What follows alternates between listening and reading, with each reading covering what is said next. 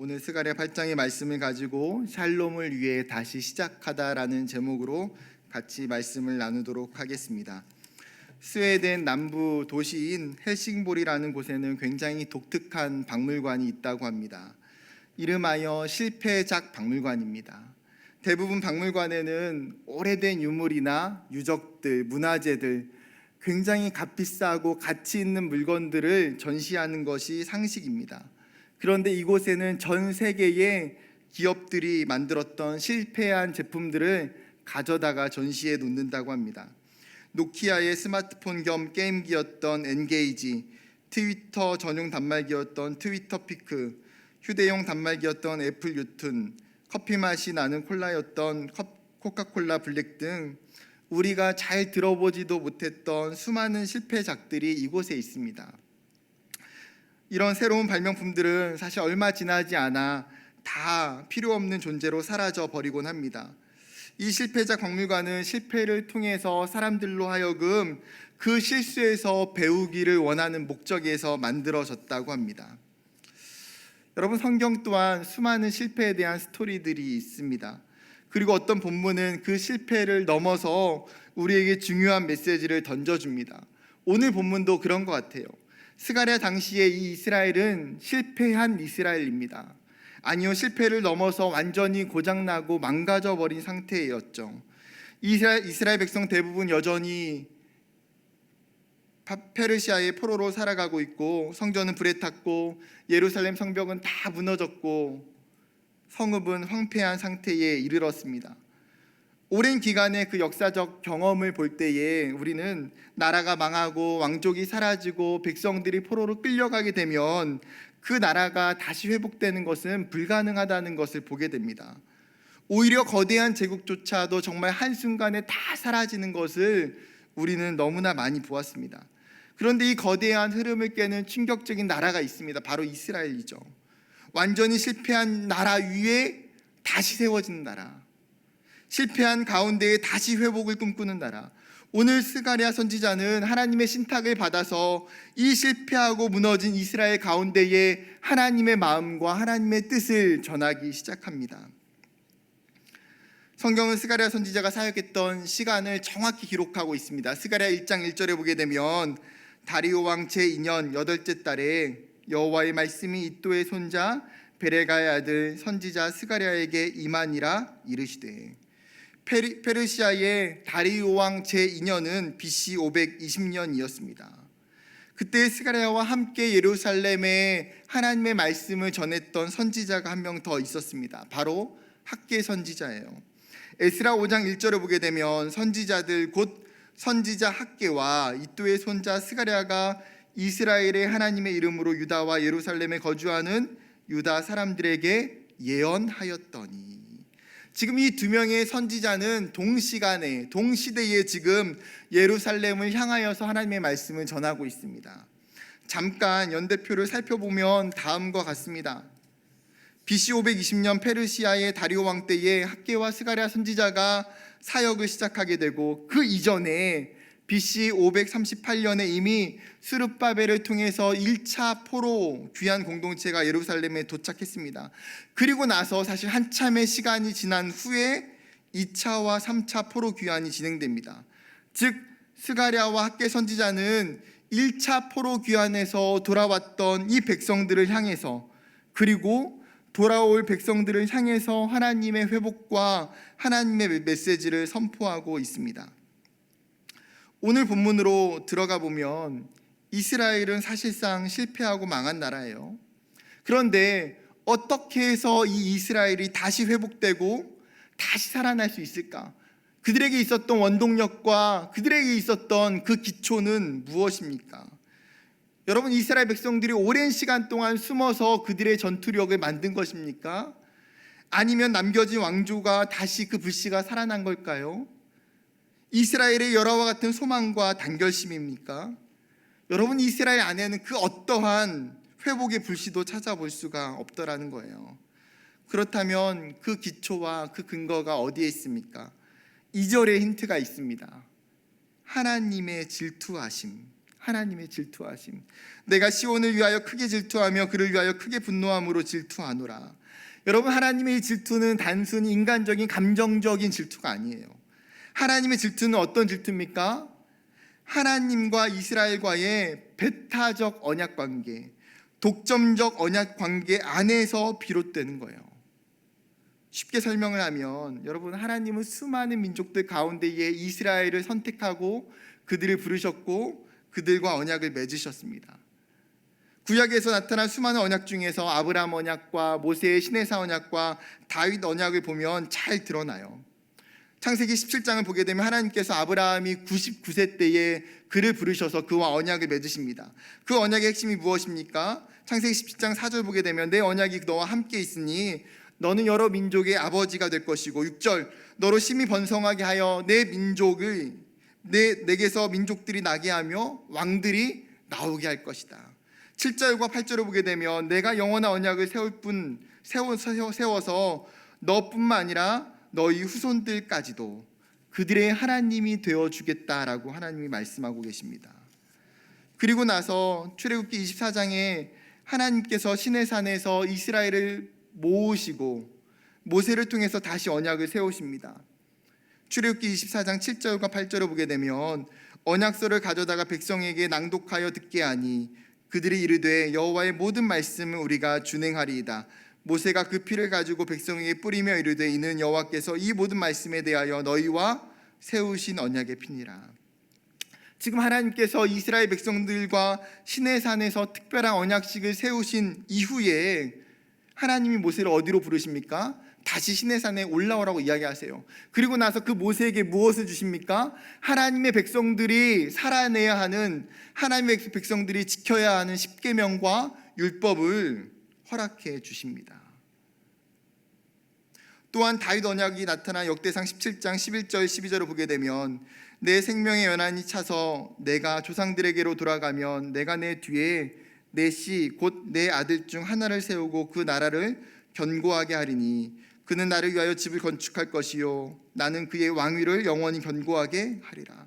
하나님께서 다윗의 혈통을 통해서 그의 나라를 견고하게 하실 것과 하나님의 성전을 세우실 것을 말씀하십니다. 나아가 궁극적으로 그 다윗의 언약은, 약속은 어떻게 이야기됩니까? 다윗의 혈통을 통해서 하나님께서 메시아를 보내주시겠다, 그리스도를 보내주시겠다라고 약속하고 계시는 거예요. 하나님은 아브라함과 또 모세와 다윗과 이 언약을 통해서 이스라엘 백성들과 분명한 언약 관계를 맺고 계시는 거죠.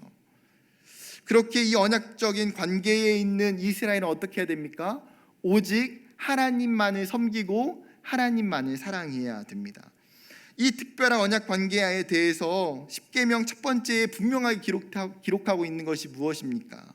출애굽기 20장 3절 너는 나 외에 다른 신들을 내게 두지 말라. 너는 나 외에 다른 신들을 내게 두지 말라. 그런데 이런 배타적 언약 관계를 깨트리고 하나님을 떠나서 우상을 섬기고 다른 것을 의지하게 되면 어떻게 돼요? 하나님의 질투심이 유발되는 거예요. 하나님은 구약 성경에서 사실 수차례나 자신에 대해서 이야기하시면서 이렇게 자신을 소개하세요. 출애굽기 34장 14절 너는 다른 신에게 절하지 말라. 여호와는 질투라. 이름하는 질투의 하나님이니라. 신명기 4장 24절 내 하나님 여호와는 소멸하는 불이요 질투하시는 하나님이시니라. 하나님은 자신을 이야기하시면서 나는 질투하는 하나님이다 라고 말씀하시죠. 하나님이 질투하는 하나님이라고? 신앙생활을 이제 막 시작하는 사람들은 이러한 본문을 보면 굉장히 오해하기가 쉽습니다. 아니, 하나님이 굉장히 속이 좁은 것 같고 너그럽지 못한 것 같고 시기와 질투가 많은 것 같아 보여요. 여러분, 하나님이 이러하신 하나님입니까? 아니요. 간단하게 예를 들어보면 여러분, 한 부부가 있습니다. 어느 날 이 부부가 남편의 동창회에 함께 갔어요. 그런데 남편이 동창회에 가서 그 아내를 전혀 신경 쓰지 않고 정말 오랜만에 만났던 그 동창 여자친구에게 30분, 1시간 그렇게 계속 이야기를 주고받는 거예요. 여러분, 이 아내는 어떻게 반응해야 됩니까? 객관식 문제입니다. 한번 정답을 맞춰보세요. 1번, 상관하지 않는다. 계속 인내하며 참는다. 2번, 나도 홧김에 그냥 다른 남자랑 이야기를 하고 논다. 3번, 참고 있다가 집에 가서 불을 끄고 진노의 방망이로 때린다. 여러분, 정답은 무엇입니까? 3번이죠. 3번이에요. 3번. 여러분, 예전에 어른들 말씀을 빌려서 표현하면 집에 가서 다리몽댕이를 분질러 놓던지, 아니면 일주일 동안 정말 물만 주고 금식을 시켜서 정신을 차리게 해야 돼요. 밥을 차려줘도 아침에 밥이랑 간장, 저녁에 남편이 오면 밥이랑 고추장, 이렇게 한 일주일 이렇게 차려주는 거죠.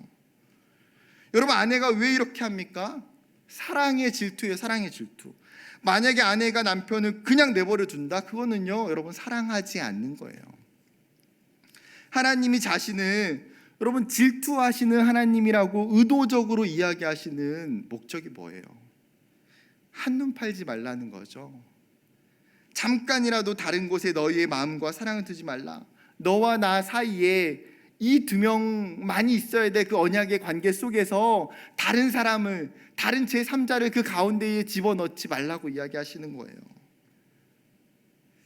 결혼한 부부와 마찬가지로 오직 단 둘만의 관계, 단 둘만의 사랑, 너희가 경배할 대상과 너희가 사랑할 대상은 오직 나뿐이다. 즉, 하나님의 질투는 여러분, 그분의 사랑의 질투예요. 내 백성을 열렬히 사랑하시는 하나님의 애타는 마음, 이스라엘이 회복할 수 있는 기초와 회복의 근거가 여기 있더라는 거예요. 질투하시는 하나님, 그 하나님이 우리를 포기하시지 않고 그분의 백성들을 사랑하시기 때문에. 본문을 묵상하다가 사실 이 하나님이 너무나 감사했어요. 여러분, 우리는 때로는 살다 보면 실패하고 하나님을 떠나기가 쉽습니다. 내가 종종 하나님보다 더 세상을 사랑할 때가 얼마나 많이 있는지요. 그러나 하나님은 그런 나를 바라보시면서 질투하시고 기다려주시기 때문에 하나님이 나를 절대로 포기하시지 않는구나. 그분의 사랑은 결국 그분의 백성들을 제사장 나라로 회복하시고 그 안에 거하도록 인도하신다라는 사실입니다. 사랑하는 여러분, 때로는 우리의 모습을 보면서 내가 하나님으로부터 참 멀리 와 있는 것 같다, 내 안에 진리가 떠나고 거룩함이 소멸한 것 같다라고 느껴질 때도 있습니다. 세상이 때로는 너무나 좋고 세상의 것을 향하여서 온 힘을 다해 쫓아갈 때도 있습니다. 스스로 실패했다고, 안 된다고 생각할 수도 있어요. 그럼에도 불구하고 우리가 실패해서 끝나지 않을 것은 하나님의 질투하시는 그 사랑이 저와 여러분에게 있기 때문입니다. 아수르로, 바벨론으로, 그리고 페르시아로 끌려가 버렸던 그 이스라엘을 다시 부르시는 하나님의 질투하심, 하나님의 질투하심, 그 사랑이 우리에게 있음을 기억하는 저와 여러분 되기를 원합니다. 한 걸음 나아가서 이 질투하시는 사랑의 하나님께서 이스라엘에게 회복에 대해서 구체적으로 약속하고 계십니다. 크게 세 가지를 약속을 주세요. 첫 번째는 정체성을 회복시켜 주시겠다라고 약속하세요. 3절에 보게 되면 여호와가 이같이 말하노라, 내가 시온에 돌아와 예루살렘 가운데에 거하리니 예루살렘은 진리의 성읍이라 일컫겠고 만군의 여호와의 산은 성산이라 일컫게 되리라. 지금 하나님이 이스라엘 가운데 친히 찾아와 주셔서 그들을 부르시고 말씀하고 계세요. 그런데 3절에 눈에 띄는 반복되는 단어가 있어요. 뭡니까? 일컫겠다. 이 일컫겠다라고 하는 히브리 동사 카라라고 하는 단어인데, 이 카라라는 단어는 원래 붙여졌던 이름이 아니라 그에게 다시 다른 이름을 붙여주는 것에 대한 전문 용어예요. 여러분, 다시 이름을 붙인다는 것이 무슨 의미입니까? 그의 정체성과 그의 신분을 새롭게 바꾸시겠다는 거죠. 성경을 보게 되면 새롭게 일컬어진 새로운 이름을 붙여주신 사람들이 있습니다. 하나님이 야곱을 이스라엘로 이름을 붙여주셨고, 아브라함을 아브라함으로, 사레를 사라로, 예수님의 12제자 중 시몬을 게바, 베드로로 바꾸셨습니다. 왜 그들의 이름을 바꾸셨나요? 그들의 인생을, 그들의 사명을, 그들의 정체성을 다시금 새롭게 변화시켜 주시기 위해서. 오늘 본문에서도 하나님은 이스라엘을 지금 어떻게 부르고 계십니까? 예루살렘을 진리의 성읍이라고 부르고 계세요. 다른 표현으로 말하면 그 성읍이 신실한 성읍이다, 거룩한 도시다라고 부르고 계시는 거예요. 여러분, 그 예루살렘이 신실했던 진리의 성읍입니까? 아니요. 하나님을 떠났고 공의와 정의가 없는 성읍이에요. 그런데 지금 하나님은 그 예루살렘을 진리의 성읍, 신실한 성읍이라고 말씀하세요. 또한 여호와의 산 예루살렘을 성산으로 불러주십니다.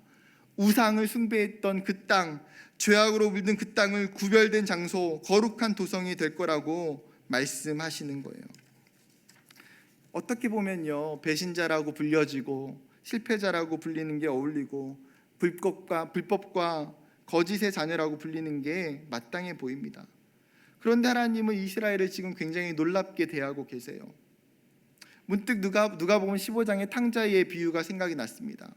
여러분, 그 비유에서 탕자가 아버지께 돌아올 때 그 아버지가 그 아들을 어떻게 합니까? 그 사랑하는 아들을 정말 껴안아 주면서 그 아들에게 가장 좋은 옷을 내어주고 다시금 그 손가락에 가락지를 끼워주고 그의 신발을 다시 신겨주고 좋은 음식들을 가지고 잔치를 베풀어서 그 아들의 모든 권위를 완전히 다 회복시켜 줍니다. 하나님은 탕자와 같이 떠나서 죄를 짓고 살았던 이 이스라엘을 그의 따뜻한 품에 안으시고 용서하시고 그에게 지금 새로운 이름, 새로운 생명을 허락해 주고 계시는 거예요. 두 번째 약속은 평화와 안정을 허락해 주신다라고 약속하십니다. 심판과 저주가 끝나고 다시금 아름다운 도시로 그곳을 만들어 주시겠다는 거예요. 4절과 5절, 만군의 여호와가 이같이 말하노라. 예루살렘 길거리에 늙은 남자들과 늙은 여자들이 다시 앉을 것이라. 다 나이가 많음으로 저마다 손에 지팡이를 잡을 것이요, 그 성읍 거리에 소년과 소녀들이 가득하여 거리에서 뛰놀리라. 여러분, 국가의 경제가 어려울수록 가장 큰 타격을 받는 사람들은 대부분 약자이고 소외계층이에요. 코로나 같은 국가적 위기에 직면할 때에 우리 사회의 약자들, 빈곤층, 소외계층이 얼마나 그 삶이 더 벼랑 끝으로 내몰리는지를 우리는 보곤 합니다. 그런데 오늘 본문은 반대로 어떤 모습이에요? 오늘 본문의 약속처럼 노약자들이 거리에 나와서 지금 앉아서 쉬고 있고 어린아이들이 거리에 나와서 마음껏 뛰놀고 있더라는 거예요. 이것은 사회가 안정되고 평화를 찾을 때에만 나타나는 현상이에요.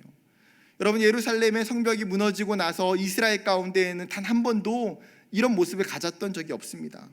이방 민족들로부터 끊임없이 약탈을 당하고 위협을 당했습니다. 부모가 자녀를 마음껏 출산할 수도 없었고 아이들은 마음껏 그 예루살렘의 거리에서 뛰놀 수도 없었습니다. 언제 찾아올지 모르는 그 침략과 약탈 속에서 끊임없이 두려움과 공포와 걱정이 몰려오게 되는 거예요. 그런데 이제는 더 이상 두려움과 염려와 걱정이 있는 것이 아니라 그 모든 것들이 다 물러가고 평화와 안정이 찾아오게 되는 거예요. 슬픔과 눈물이 다 물러가고 웃음소리와 기쁨의 소리가 그 예루살렘에 피어나는 거예요. 황폐한 땅이 다시 활기를 찾고 번영을 누리게 될 거라고 하나님이 약속해 주고 계십니다. 그리고 나서 세 번째 약속은 구원의 약속입니다. 7절과 8절, 만군의 여호와가 이같이 말하노라. 보라, 내가 내 백성을 해가 뜨는 땅과 해가 지는 땅에서부터 구원하여 내고 인도하여 내다가 예루살렘 가운데 거주하게 하리니 그들은 내 백성이 되고 나는 진리와 공의로 그들의 하나님이 되리라. 하나님은 동쪽과 서쪽의 모든 지역에서 하나님의 백성들을 다시 구원해 내겠다 말씀하세요. 여기서 구원하다라는 것은 영적인 구원뿐만 아니라 구조하다, 해방시키다라는 의미도 함께 들어 있습니다. 즉, 남겨져 있던 포로로 있던 그 이스라엘의 수많은 백성들을 다시 그 페르시아에서 건져내 주시겠다라고 말씀하시는 거예요. 아직 지금은 예루살렘의 1차 포로 귀환밖에 이루어지지 않았지만 이 약속이 다시금 실천이 되게 되는 거죠. BC 458년에 2차 포로 귀환이 일어나고 BC 444년에 3차 포로 귀환을 통해서 정확하게 지금 이 하나님의 약속이 성취되고 있는 것을 우리는 성경을 통해 보게 됩니다. 뿐만 아니라 그 하나님께서 다시 이스라엘을 내 백성 삼으시고 내가 너희의 하나님이 되어주시겠다 말씀하고 있어요. 하나님이 멀리 떠나 있었는데 다시 이스라엘 가운데에 하나님과의 동행, 하나님과의 임재, 하나님과의 만남이 다시 일어나고 있다라는 거예요. 사랑하는 여러분, 전능하신 그 하나님이 나와 함께 하시는 것만큼 더 놀라운 축복이 어디에 있겠습니까? 이것이 언약의 가장 중요한 명제예요. 너희가 내 백성이 되고 내가 너희와 함께 할 것이다. 이 깨져버린 언약의 관계가 다시 회복될 것을 하나님은 말씀해 주십니다. 사랑하는 여러분, 이 놀라운 하나님의 지금 이 약속과 이 예언이 꼭 스가랴 선지자의 이 시대에게만 있었던 말씀일까요? 하나님이 어쩌면 지금 이 시대 가운데 왜 저와 여러분에게 이 말씀을 하고 계시는 건 아닐까요? 코로나로 인해서 우리의 상황과 우리 현실과 우리 영적인 모습은 사실 이스라엘과 굉장히 많이 닮아져 있습니다. 하나님과의 언약 관계가 깨져버리고 마치 바벨론의 포로와 같은 영적인 상태, 영적인 침체가 우리 가운데 있어요. 우리의 가정과 우리의 직장과 일터가 무너져 버렸던 그 모습이 황폐한 예루살렘과 황폐한 이스라엘을 보는 것처럼 비슷해요. 그런 우리를 향해서 하나님께서 스가랴 선지자의 그 말씀으로 지금 우리에게 찾아와 주셔서 이 말씀을 우리에게 하고 계시는 건 아닙니까? 우리의 정체성을 회복시켜 주시기 위해 우리에게 찾아오셔서 우리를 다시금 새로운 이름으로 불러주고 계신다라는 것입니다.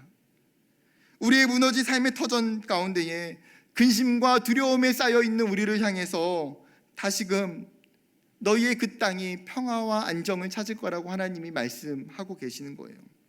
우리를 건져내 주시고 구원하셔서 너가 내 백성이 되고 내가 너희의 하나님이 되겠다 약속해 주십니다. 사랑하는 여러분, 하나님의 이 말씀에, 이 음성에 우리의 귀를 기울이기를 원합니다. 우리가 지금 이 하나님이 하고 있는 이 약속이 하나님이 내 삶 가운데에 성취되게 하시는 그 약속이 되기를 간절히 원합니다. 이런 회복의 메시지가 고난 중에 있고 여전히 포로 중에 있는, 여전히 황폐한 땅 위에 서 있는 자들에게는 사실은 이 약속이 기이하게만 보입니다. 즉 말도 되지 않고 불가능해 보이는 거라는 거죠. 그런데 5절에 하나님의 눈으로 볼 때에는 어떻게 보입니까? 내 눈에야 어찌 기이하겠느냐.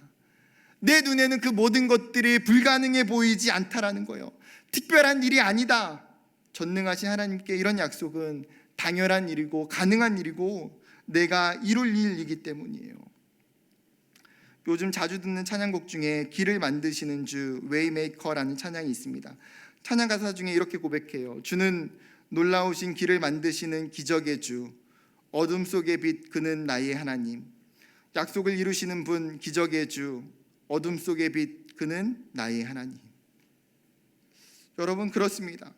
우리가 볼 때에 내 삶을 내가 바라보고 이성적으로 생각해 볼 때에도 회복되지 않을 것 같고 불가능해 보일지라도 하나님은요, 우리의 길을 만드시는 분이에요.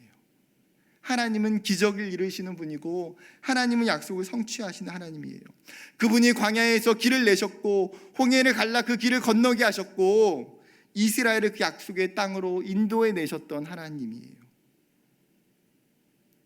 그분은 여러분 이 코로나 가운데서도 우리의 고통과 우리의 아픈 그 현실 가운데서도 여전히 우리의 인생의 길을 만드시고 기적을 행하시고 어둠 가운데 있는 우리를 빛으로 비춰주셔서 인도하시는 하나님이 되실 줄 믿습니다.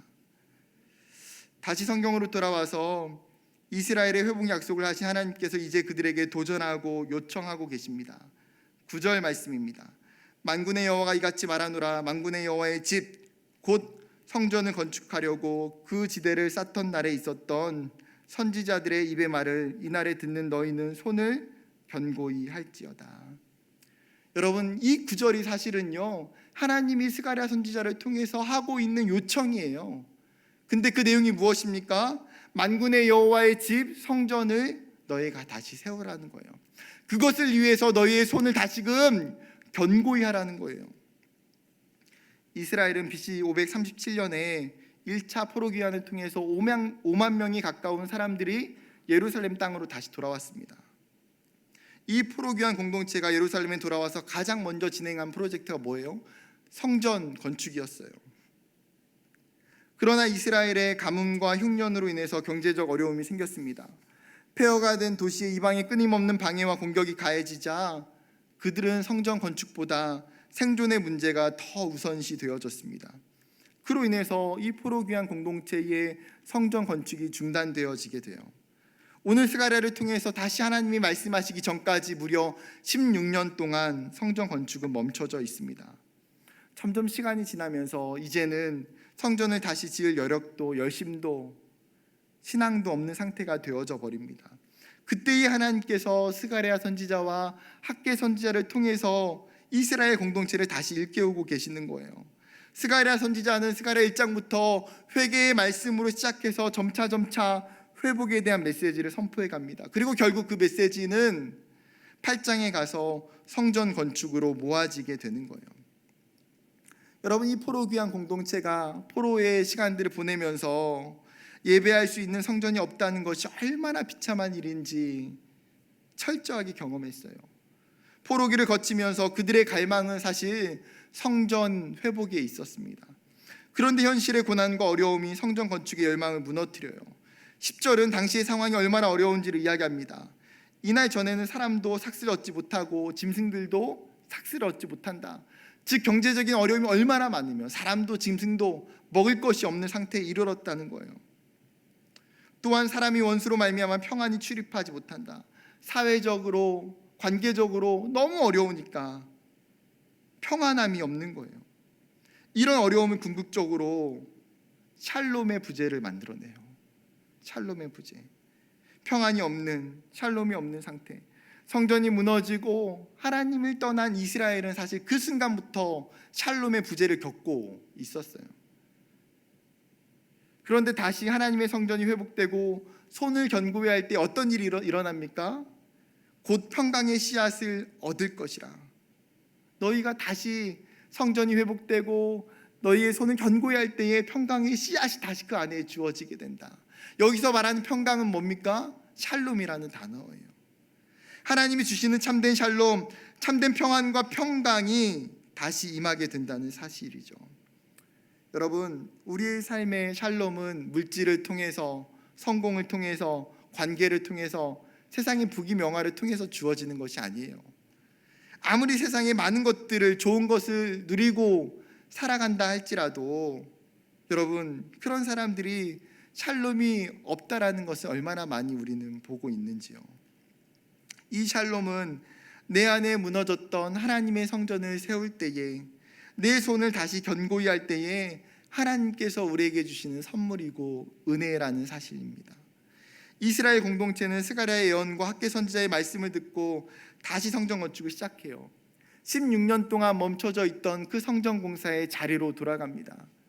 그리고 하나하나 다시 시작하고 토대를 쌓고 벽돌을 쌓아 올리기 시작했을 것입니다. 하나님은 화려한 결과 자체를 우리에게 요구하시는 것이 아닙니다. 하나님이 우리에게 원하시는 것, 그것은 손을 견고히 함이에요. 다른 표현으로, 다른 성경 번역으로 이야기하면 용기를 내는 것, 힘을 내는 것, 거기에 있어요. 오늘 본문을 자세히 들여다보면요, 9절을 시작하는 말도 손을 견고히 할지어다. 그리고 오늘 단락을 마무리하는 13절도 손을 견고히 할지니라. 9절과 13절 시작과 끝을 수미 쌍관법으로 동일한 요청과 명령을 이야기하는 거예요. 왜요? 이것이 핵심이고 이것이 중요하기 때문에 너희의 손을 다시 견고히 할지어다. 2020년을 돌아보면 우리 모두는 멈춤의 시간 속에 있었습니다. 우리의 일상도 멈추고 우리의 신앙도 멈추고 우리의 공동체들도 멈춰져 있었어요. 어쩌면 샬롬이 없는 상태로 2020년이 정말 한 해가 빠르게 지나갔던 것 같습니다. 누구도 경험해보지 못한 것에 대한 무방비, 무경험, 무계획 속에서 손댈 수 없는 상황과 시간이 우리에게 있었습니다. 충분히 이해가 되고 충분히 용납될 수 있는 시간이에요. 그런데 이제 2021년 새해가 시작되었습니다. 너무나 다행인 것은 코로나의 시간을 1년 살아봤다라는 거예요. 담임 목사님이 얼마 전 설교 때 이야기하셨던 것처럼 여러분, 군대도 1년 처음 해보는 것들은 사실 다 낯설고 서툴고 잘 못하고 어렵고 두려워요. 그런데 상병이 되어 맞이하는 다음 1년은 완전히 다를 수 있어요. 왜요? 한번 경험해 봤기 때문에 준비할 수 있고 대비할 수 있는 거죠. 2021년이 굉장히 중요한 1년이 될 수 있을 것 같아요. 어쩌면 우리의 인생에 다시 찾아오지 않을 특별한 코로나 1년이 될 수도 있을 것 같아요. 이 코로나 1년을 어떻게 살아야 할까요? 누가복음 19장에 보게 되면 열 문화의 비유가 나와요. 어떤 귀인이 왕위를 받기 위해서 먼 나라로 떠나면서 10명의 종에게 한 문화씩을 다 나눠줘요.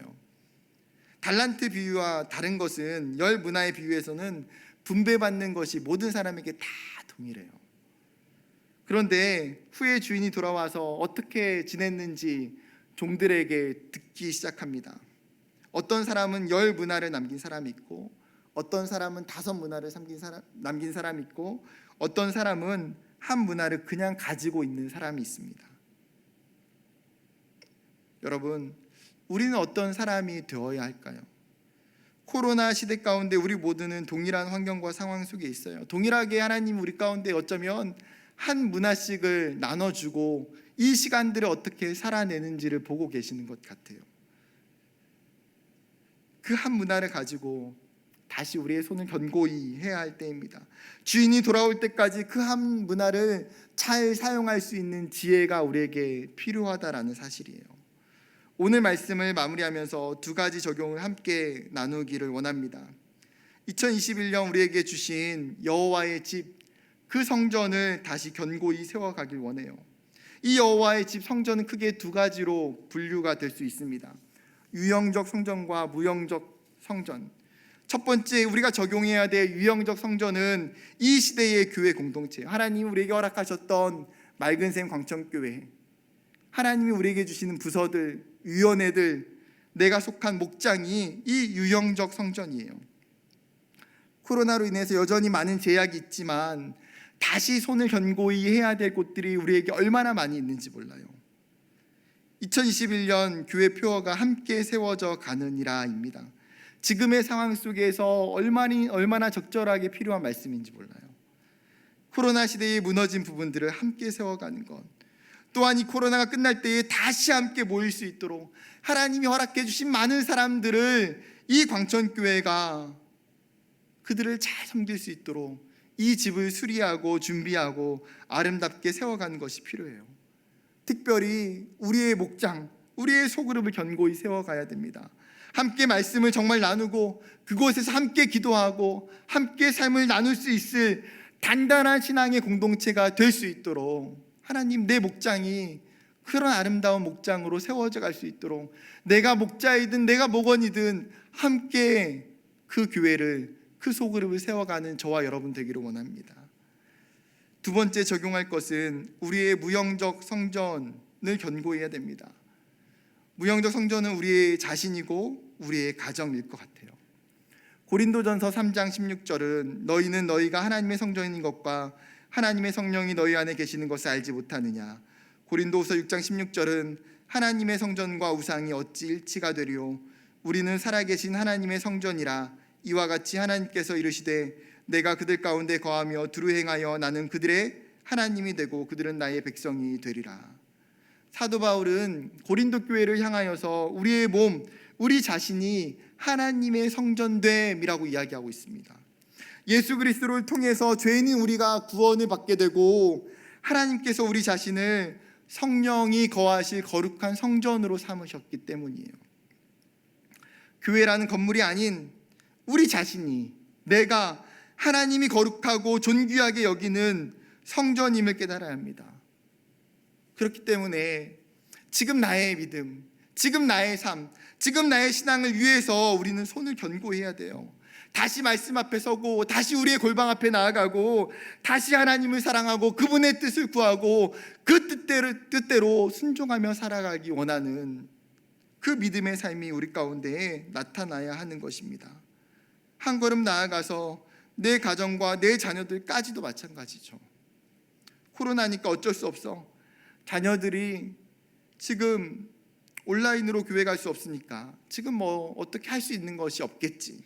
이게 아니라 어떻게 하면 내 자녀들을 이 상황 속에서도 믿음으로 키워갈 수 있을까?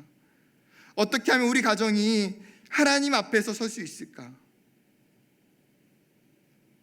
함께 가족들끼리 모여서 가정 예배를 드리기도 하고, 함께 성경 통독을 하기도 하고, 함께 신앙적인 독서를 하기도 하고, 함께 기도하기도 하면서 여러분, 각 가정마다 광야와 같은 시간이지만 우리 가정 안에 하나님의 돌보심과 하나님의 은혜로 우리 가정과 내 자녀들을 손을 견고히 하는 2021년이 되기를 간절히 원합니다. 설교를 마치려고 합니다. 오늘 말씀을 준비하면서 하나님은 저에게도 너무나 큰 위로와 격려를 주셨습니다. 하나님 앞에 저도 그렇게 기도해요. 하나님, 내 손을 다시금 주님 앞에 견고히 하기를 원합니다. 내 교회, 내 공동체, 내 자신, 내 가정을 하나님, 내가 다시 세워가고 다시 아름답게 만들기를 원합니다. 코로나가 끝날 때에 하나님, 정말 하나님 앞에서 부끄럽지 않게 해주세요. 하나님, 코로나가 끝날 때에 하나님이 나에게 묻는다면, 하나님이 나에게 주셨던 그 코로나의 시간들이 하나님, 저에게는 하나님이 길을 내셨고 하나님이 은혜를 주셨던 정말 기적의 시간이라고 하나님, 제가 간증하기를 원합니다. 여러분, 이스라엘이 그 광야를 지나면서 하나님을 더 깊이 경험했던 것처럼 저는 오히려 이 코로나의 이 시기가 우리에게 하나님, 그 살아계신 하나님을 더 깊이 만나고 하나님의 기적과 하나님의 그 약속을 체험할 수 있는 적기이고 하나님의 약속의 축복의 시간이 되게 하여 주시옵소서. 이 마음이 하나님 앞에서 저와 모든 성도들의 동일한 마음의 고백과 기도가 되기를 주님의 이름으로 축복합니다.